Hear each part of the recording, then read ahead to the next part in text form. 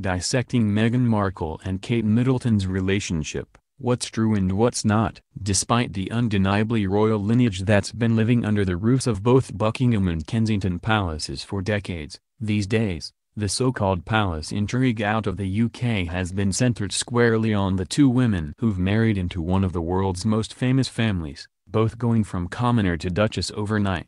We're talking, of course, about Kate Middleton and Meghan Markle, wives of Prince William and Prince Harry, respectively. In recent week, the women have found themselves the subject of intense media scrutiny over the nature of their relationship, with tabloid report after report alleging that some sort of rift has developed between the pair, one so strong, so the narrative goes, that it's even somehow the reason their husbands are spending less time together. At first blush, this seems like it could be the sort of things written off as the tabloid media doing what they do best, pitting two women against each other for sport, and it appears that's how one half of this supposed feud is treating it, as a source told Vanity Fair that Markle has made a point to steer clear of the negative coverage she's been receiving ad nauseum. Meghan is a believer in karma and she doesn't want to sit there reading negative online stories and comments about herself, the source told the publication about the Duchess of Sussex's thought process, which differs from that of her husband, who reportedly often reads the papers. She feels to a degree the British press is out to get her, and while she's aware of the news and what's going on, she tries her best not to read all the stories about her. And in a rare instance, Kensington Palace has issued a response to one of the latest reports by The Sun, which claimed that the women had an explosive row before Markle wed Prince Harry in May. As the paper alleged, Middleton told her soon-to-be sister-in-law not to berate members of her team, saying, "That's unacceptable, they're my staff and I speak to them." And E! News has confirmed that when asked about that specific bit of reporting, the palace shut them down, saying, "That never happened." But what of all the other reports? The allegation that Middleton had been left in tears after Princess Charlotte's bridesmaid's dress fitting in the run-up to this summer's nuptials? Or that the Duke and Duchess of Sussex's decision to move out of the palace complex to relocate at Frogmore Cottage at Windsor Castle, the site of their wedding reception, comes as Markle is begging for some distance between her and Middleton? The palace has told E! News that they will not be commenting on them, which, if you think about it, makes a bit of sense. Why legitimize each and every bit of fictional drama created simply to sell papers? However, in the absence of their definitive commentary on the reports of an allegedly frayed and fractured relationship between the sisters-in-law, we're left to suss out the facts from the fiction on our own. And while that's not always entirely easy, let's take a crack at it. This idea that these two women, who are admittedly quite different from one another and unlikely to ever consider the other her best friend, doesn't get along at all, seems to have kicked into overdrive after Markle's pregnancy was announced and the subsequent plans to move out of Kensington were made public. But the notion that they don't get along, and haven't for such a prolonged amount of time that a move 25 miles away is necessary to alleviate the tension, seems to fly directly in the face of what we've seen from them in the second half of 2018.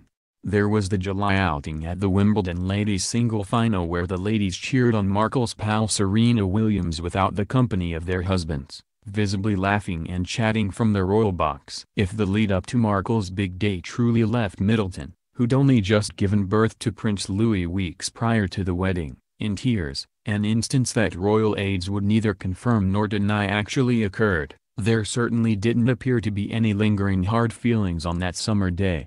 And while we didn't see them out in public together again until last month, when the brothers and their wives attended the annual Royal British Legion of Remembrance at the Royal Albert Hall in London, celebrated Prince Charles' 70th birthday at Buckingham Palace after posing together for new royal family portraits, and then enjoyed a double day the following evening at the Royal Foundation dinner at Victoria House in London, where they enjoyed music from British singer Tom Walker. Remember that Markle and her prince did spend a good chunk of the fall on their first joint royal tour of Australia, New Zealand, Tonga, and Fiji. And then there's the small matter of Markle's pregnancy, announced in mid-October, which has likely kept her from feeling too social beyond her obligations.